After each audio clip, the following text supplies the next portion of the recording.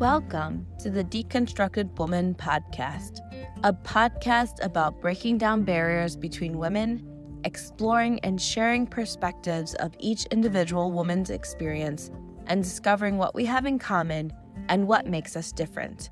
Hosted by Elisa Marie and Joe G. Welcome back to another episode of The Deconstructed Woman. Today, I have a guest co-host with me. Her name is Tara.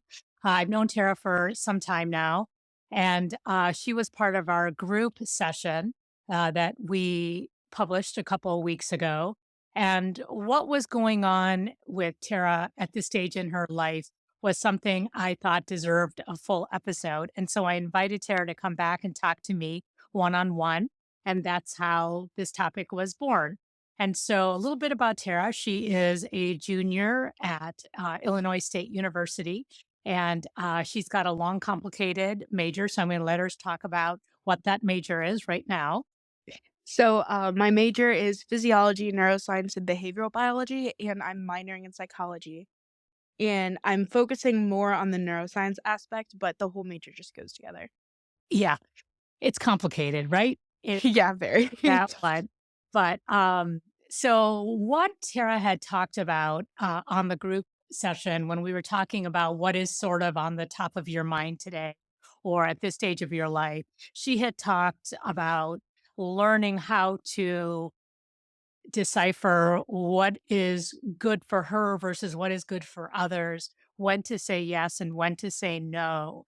And why I thought this was so important is I think that it is something that we as women and as young girls are socialized to please other people and say yes, even if we want to say no because of our manners, how we're raised, what our roles are in society.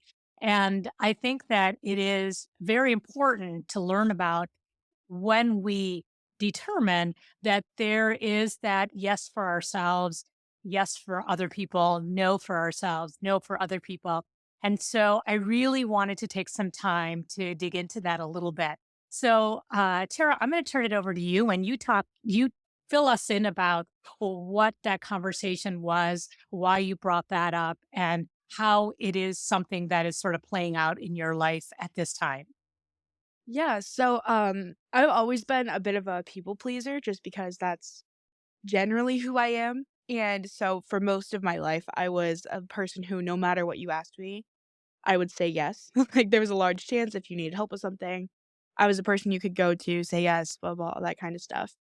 And then the idea of I struggled a lot with imposter syndrome, and I still do, but there was the problem where, especially if it was my elders coming to me or someone that I respected coming to me and asking something of me, I would automatically say yes just because I wanted to, um I didn't see myself on the same level as them, so if they were asking something of me, I would say yes out of respect kind of thing. So for a long time, I struggled with the fact that I had way too much on my plate all the time, so I was giving everything half effort instead of giving it my full effort because of the fact that I said yes to everything. I was doing everything at once. If I had something that conflicted with something I already had planned, whether it was for myself or for something else, I would still say yes and try to figure it out from there. And that also stemmed to the fact that I had a lot of trouble asking for help because I didn't want anyone to see me as, lesser than for needing that kind of help. So, it was me saying yes to a lot of things at once, no to nothing, and not asking for any help with that, not asking for any, like, compromise within those things I was saying yes to as well. And I also started to realize from there that a lot of the things I was saying yes to didn't benefit me at all.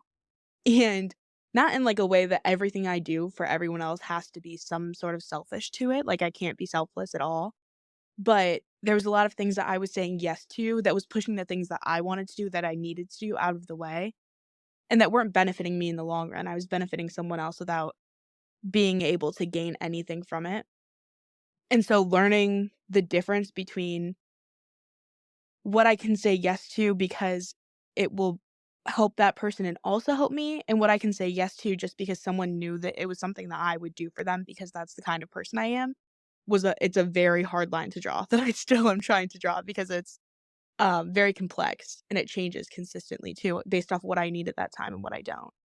And I think what complicates it a little bit more, just because I know your background, is that you're in your very, very early 20s and Mhm. you are in a field of study that requires what I would say is almost like extracurricular activities. Like you're doing research, you're volunteering, you've always gone to like upper class research meetings because you're interested in research. And so part of it is to be seen in places where you might be able to network and get to know professors and researchers and principal investigators to significant research that's being funded.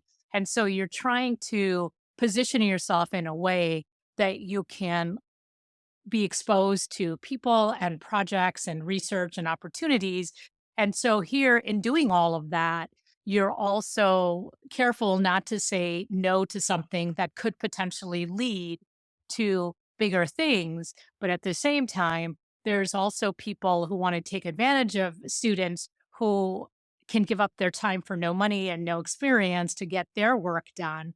And so you're juggling a lot of different priorities. Plus, you've got a full load at school and you're trying to be a normal kid and have a social life because you're in college. And so there's a lot of things that are push pulling at you. Would you say that was one of the things that also made it a little bit more challenging, given the fact that you're living away from home and you're at college and you're trying to set up your future for whatever that's going to bring to you? Oh, 100%, especially because, like you said, living away from home is, like, your first time making those big decisions without a consultant next to you all the time. So when I had a big decision that I was like, "This will benefit here, but I'll lose this," or "This is the risk, but this is the reward." It was a lot of, like, now I'm making those decisions myself and a lot of new areas to navigate that I didn't have people around me that knew a lot about. So I was at the center of it trying to make all those decisions alone, which was a lot. I also am a person that believes that you can put in as much hard work as you want, but if you don't take the opportunities given to you, it's not gonna matter how much work you put in. So, I'm a big yes person to opportunities that are going to, I feel, advance me in some way. And so making all those decisions in a place I also am a first generation college student, and I've never been in a STEM setting before I went to college. So not knowing what I needed to do or what looks good on resumes and stuff like that. So just saying yes to everything versus now that I've been there for a little bit of time and knowing that some things will benefit me, but not as much as others. So, like, taking a unpaid research position in a lab that's kind of what I wanna do versus holding out and networking more and seeing if I can find a better position that's maybe paid or that's closer to what I wanna do or something like that, um, And I has think been, like, huge things. I think in the also, I think, you've been very goal oriented and doing research, from the get go. And you've Mhm. actually had some great experiences as a freshman and as a sophomore. And so there are times where doing something unpaid is legitimate because that's going to give you the skills. And that's the trade off, right? You're going to get exposure to the lab environment, to the research protocols, to the technology for analyzing statistics, and you're going to get all of that. And that's a way to look at that proposition, the value Right. proposition, right? So there are times that you do that. But if you were still doing that as a junior, senior, then you might be shooting yourself in the foot for sure. Now, I'm curious about one thing. You had talked about people who know that you're a people pleaser and sort of use that to their advantage. Can you talk a little bit more about that? Yeah, so I've had plenty of, friends and stuff. I'm very open with the fact that I'm willing to help you whenever kind of thing, like, I will let people know that very early on, and that's something that I've actually learned to not give up right away, the fact that I am very forward on wanting to help people or wanting to be there for people without much in return. And one example of that is just that my freshman year, I didn't know when you were supposed to start research really, so I just assumed as soon as you got there, you jumped headfirst into it.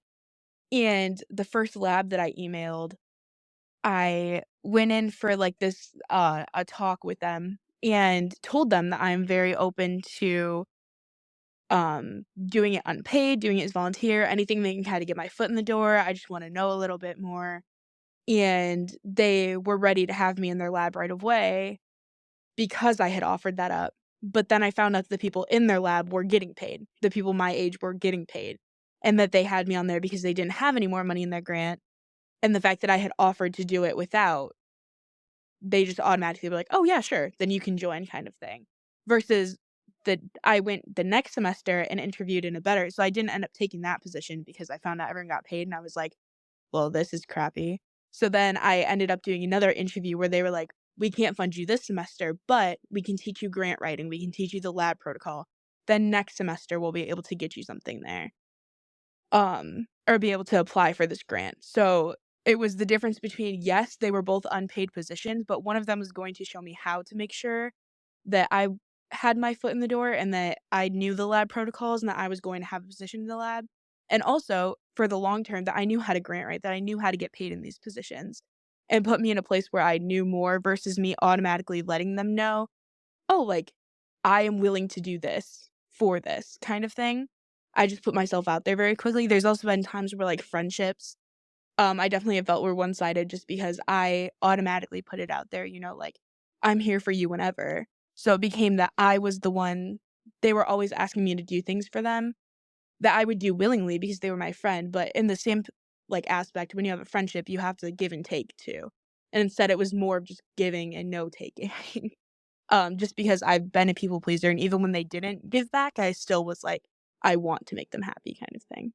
Yeah. So now do you have like I don't know if any of us do this consciously, but do you are you sort of on guard, do you think, with people when you meet people for the first time, do you feel like, okay, are you the type of person who says like, oh, I'm going to trust this person unless they fail me? Or are you always sort of keeping track in your head of, okay, I did this and this person did this, or this person really hasn't given me anything? How do you approach new relationships now? Is there a little bit of a formula to that, or do you just wait and see how it plays out and make decisions like as they go?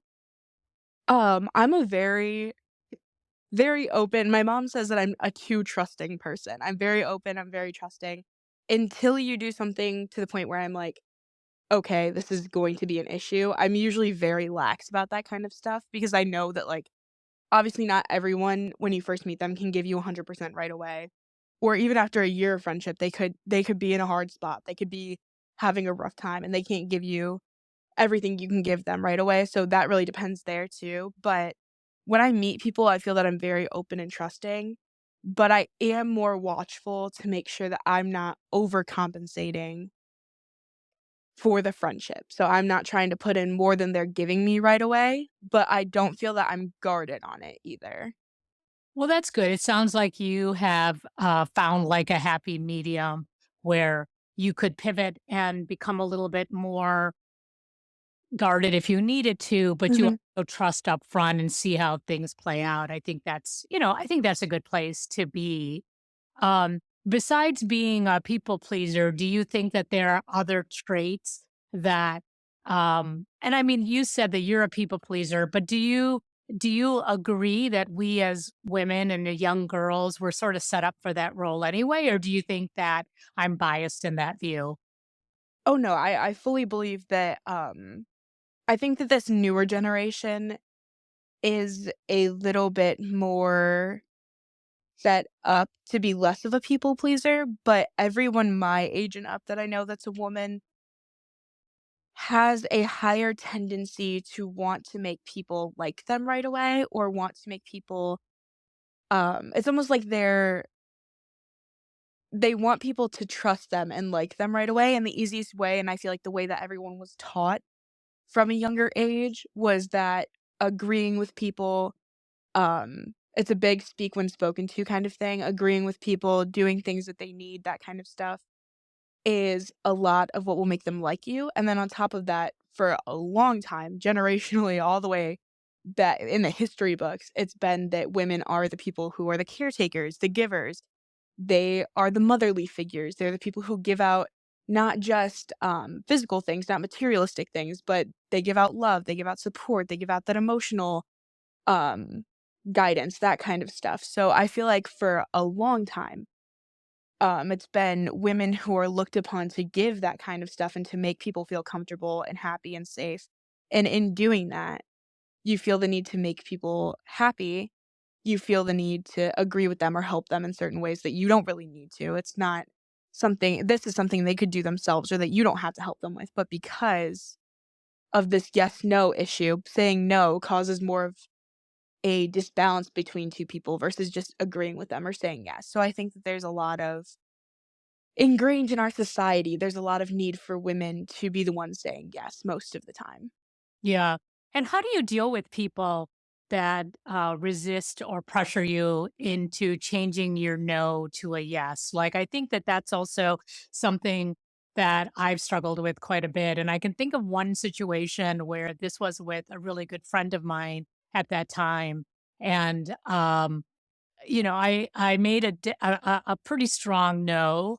And it was something that really upset this other person, and they put a lot of pressure on me and tried to guilt me. And I think in that conversation, I was sort of recognizing what was happening.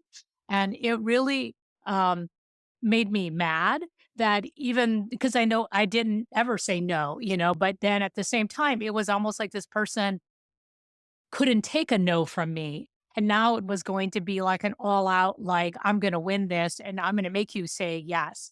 And it really was very uncomfortable. And we haven't spoken since because it's been, gosh, probably 15, 20 years at this point, maybe even closer to 25. But I remember that because I completely felt manipulated in that moment. And that's what made me so angry. Yeah, I am not good at the saying no, especially when there is a guilt feeling behind it because I do have that feeling quite often where even if they're not directly guilting me, if I think that they're upset or if I feel that it's upset them that I said no. But yeah, in those situations I feel like if someone is making me feel guilty, or a lot of times I've noticed that people will tend to play the victim where I am somehow by saying no, it is not my feelings I'm protecting, but their feelings that I'm hurting by saying no to something that they want from me. And those situations, it's a lot of just, like, self-talk.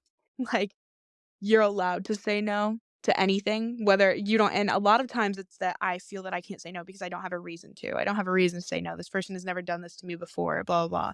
But, like, I don't need a reason either. And that's one of the things that I've recently, very recently started telling myself is that you can be upset with this person or you can say no to this person for no reason other than the fact that you don't want to. You don't want to do this. You feel uncomfortable with this. You don't have to have, like, an actual reason behind it, is one of the things that's helped me with, like, the guilt I feel because, like, they're allowed to say no to me too, and I'm allowed to say no. Right. And I do feel like it recently, wasn't it sort of publicized that somebody said no is a one word answer or something to that effect? Like you don't need to give a big description of why the no is being said. You don't have to justify your answer that it is in itself all contained in the word no. And I think as women, Yeah. that's something that we really need to accept and really integrate into our language because I think when you go into a big exposition about why you're saying no, it almost devalues why you're saying no. Exactly. I believe that it became a very big thing during the Me Too movement too, is that you don't have to explain yourself for everything. Is something that I feel that women do often is that we will instead of just saying sorry, like or saying like, "Sorry, I wasn't here on time." You're like, "Sorry, I wasn't here on time because." Or like, "Oh, I didn't wanna do this because. I said no because." Like, you don't have to explain why you're feeling a certain way or why you did a certain thing because it doesn't matter in the long run, it's just that you did it. Or it's like, I know that mansplaining became a really big thing recently, and they were talking about how men never mansplain their emotions, but women will. That's what women-splaining is that we'll sit here and explain to you why we're feeling this emotion when men don't do that. So, like, why are we doing that? Why are we trying to justify how we feel or what we're feeling or what we said no to when it doesn't matter why we did it? It just matters that that's how we feel or that's why we did or that's, like, what we did, you know? Yeah, no, absolutely. The other thing that also I'm wondering if you feel, because I do still feel it, is the residue of guilt because I said no. So, like, on one hand, I'm proud of myself that I said no, but then I have to spend some time feeling guilty about the fact that I wish I had said yes, or I wish I could have said yes, but I didn't say yes. And then justifying to myself that it's okay that I said no. I mean, it's ridiculous. I exhaust myself Yeah. with all this second guessing. Do you do that as well? Or is that something a hangover from my family of origin stuff? Oh, no, that's a constant, feeling for me every time I say no. I feel like I have, it's almost harder for me to say no on a personal level because I'm meaner to myself about it than the person that I said no to is. Like, and it's small stuff too that I'll feel guilty about for a longer period of time than I probably need to. I also have the feeling of FOMO, that fear of missing out, where if I say no to an opportunity or something that I could have enjoyed, but I felt uncomfortable with or that I just didn't wanna do at the time, where I feel guilty to the other person for saying no, but then I also feel guilty to myself for keeping myself from experiencing that, even if I know that it wasn't the best for me in the long run. So there's multiple I feel like every time you say no, there's so many different emotions that go with it that it's harder to say no than it is to say yes the majority of the time, and it's a pretty big fight to have with yourself constantly. So I feel like a lot of people do fall into the tendency to say yes to everything because of that too, because of the emotional drainage of having to say no and then deal with that for the next week instead of just saying yes and getting it over with within like 5 minutes. Right. No, absolutely. The other thing I think too is that if I was better at practicing like a pro con list with making a decision and you sort of see all the advantages and all the disadvantages and then you make a logical decision that you're going to say no because this other opportunity has more advantages to me whether it's personal or professional, then I feel like the guilt, it's almost like I've proven to myself and then I don't go through the guilt feelings because now it's been a logical decision like this is what I've done. And anybody who would look at this list would say, "Oh, yeah, this is definitely the better route for you to go." And now that I think the whole world is agreeing with me, then I've got less guilt.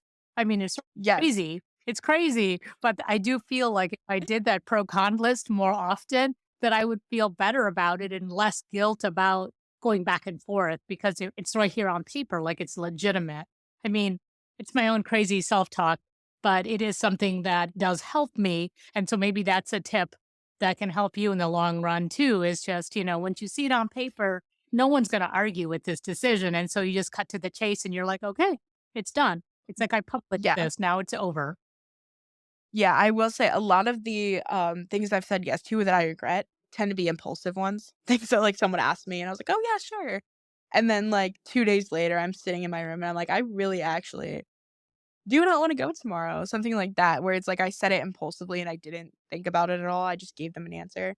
I also feel that it definitely helps to explain those crazy guilt thoughts to, like, someone close to me. So I'll just go sit in my roommate's room and be like, "So, this is the little pro cons list I've made in my head, and I still don't know." And she's like, "Why would you there's, like, 7 pros and 1 con, like, I don't think like, you're in the wrong here."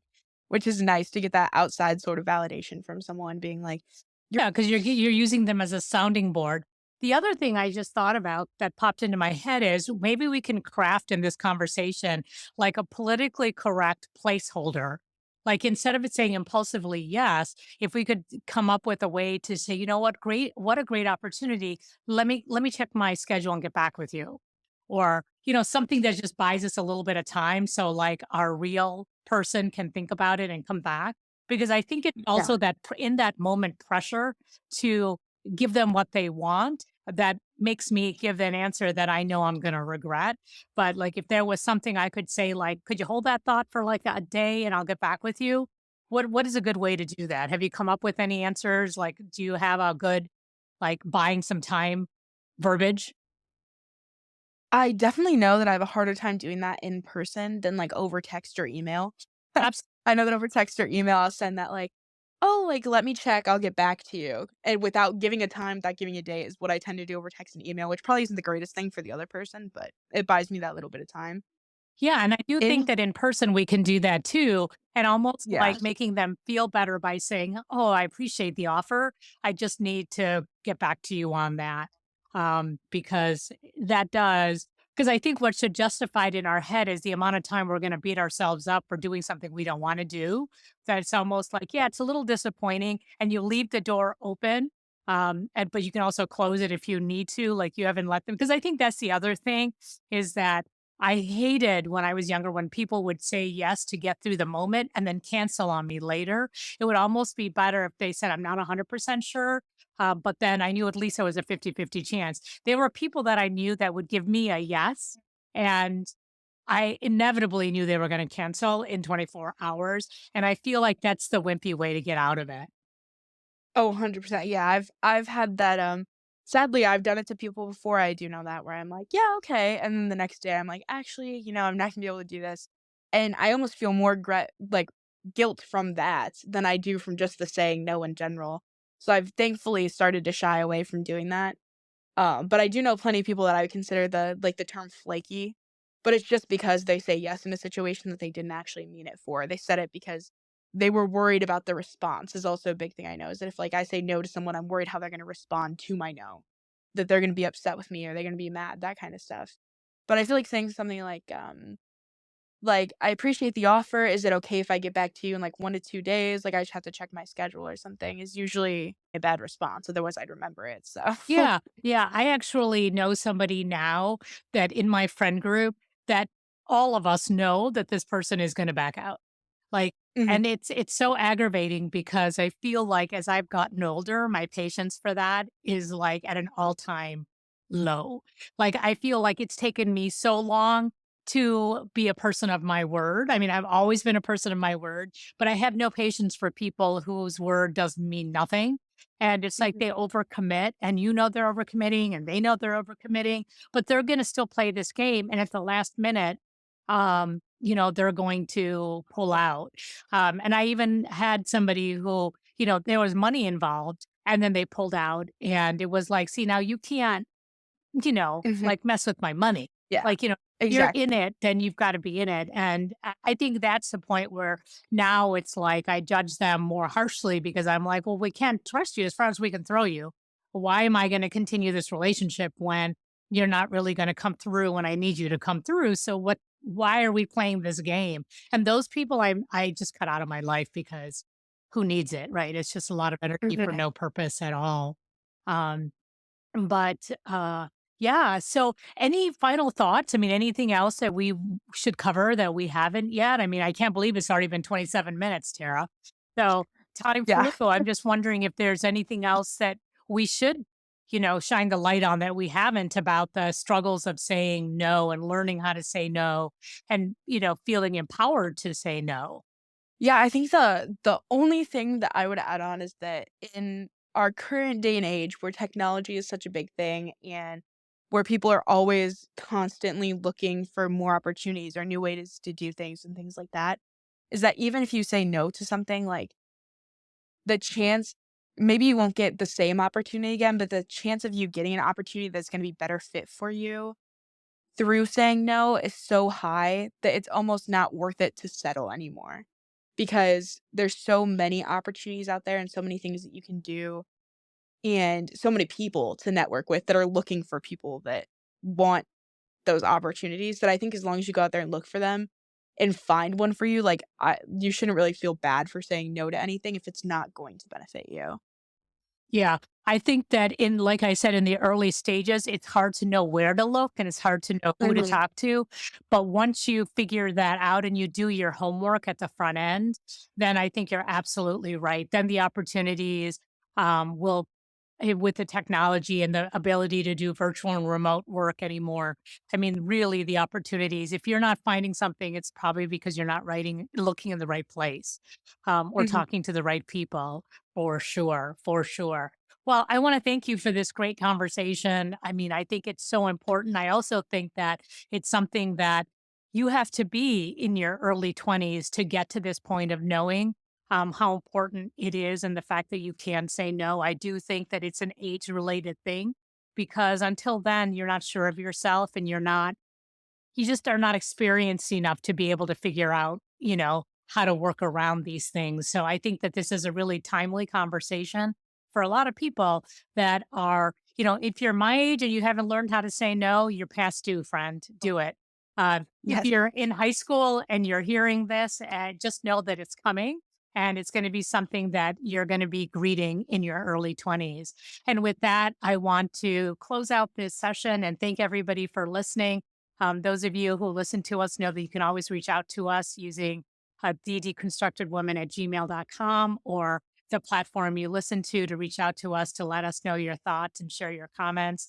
We also have a Facebook page, the Deconstructed Woman Community, where you can also, I do pulse surveys on there to get people to interact and give us feedback about these kinds of questions. And so, from the bottom of my heart, thank you very much for listening and supporting the Deconstructed Woman. Thanks again to Tara for joining me and sharing her very unique 20-something perspective. It's important for us to remember those days, and really exciting for me to know that the younger generation don't have to wait as long as some of us in our 50s, 60s, and 70s had to do to become empowered. So with that, I'll say goodbye and talk to everybody later. Thank you for listening to our podcast, The Deconstructed Woman. If you like this podcast, please share it with your friends, rate this episode, or subscribe to be notified of all new content. We want to hear from you, our listener. Do you have thoughts on the discussions we're having? Want to share topic suggestions? Or want to join us for a topic that you're passionate about? Contact us at our email address, thedeconstructedwoman@gmail.com.